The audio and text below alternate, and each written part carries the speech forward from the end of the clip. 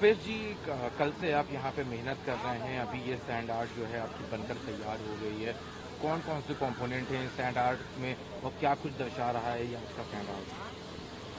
आज अयोध्या में पूरे विश्व का एक अलग कीर्तिमान स्थापित किया जा रहा है। 21 लाख दियों से अयोध्या अपना ही रिकॉर्ड अपने तोड़ रहा है और भगवान राम के स्वागत में दीपोत्सव की तैयारी हो रही है। भगवान श्री राम 14 वर्ष वनवास काट के और जब अयोध्या में आते हैं तो पूरे देश में इसी तरह का उत्सव का माहौल होता है। उसी उत्सव के माहौल को भगवान राम की जन्मभूमि पे उनके नगरी में मनाया जा रहा है। उसी क्रम में आज मैं रेत कलाकार रुपेश सिंह, मूल निवासी बलिया और महात्मा गांधी काशी विद्यापीठ वाराणसी से मास्टर ऑफ फाइन आर्ट का छात्र, श्री राम वन आगमन का जीवंत चित्रण करके और लोगों को जागरूक करने का तथा त्योहार के लिए भगवान के प्रति आस्था बढ़ाने का प्रयास किया है। भगवान पुष्पक विमान से भगवान का स्वरूप माता सीता और अनुज लक्ष्मण जी के साथ, हनुमान जी के साथ पुष्पक विमान से अयोध्या आ रहे हैं।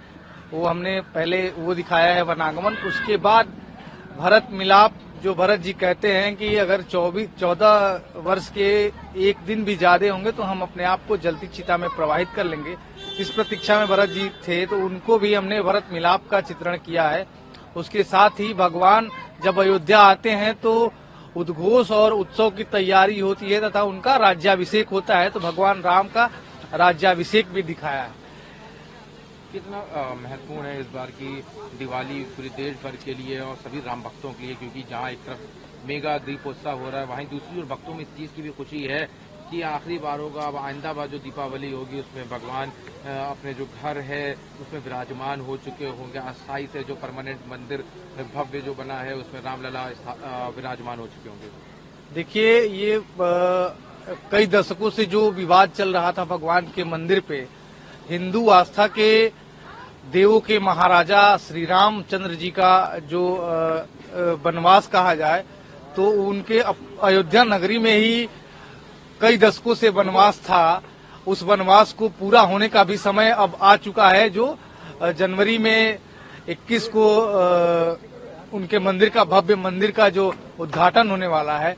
तो उस भगवान जो वनवास पूरा करके इस दीपोत्सव के साथ साथ अपने घर में, अपने मंदिर में, जो दुनिया में एक अलग ही मंदिर का स्वरूप है, वो एक सबसे आधुनिक और मतलब आश्चर्यजनक मंदिर, अलौकिक मंदिर जो बन रहा है, दिव्य और भव्य मंदिर का स्वरूप परिकल्पना करके वो तैयार हो चुका है, जो 21 जनवरी को उसका उद्घाटन होना है।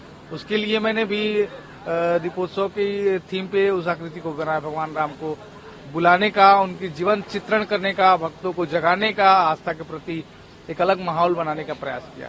एक और है, अभी आपके दाहिने हाथ पे भी कुछ कलाकारों ने अपनी आर्ट दिखाई है सैंड आर्ट पे।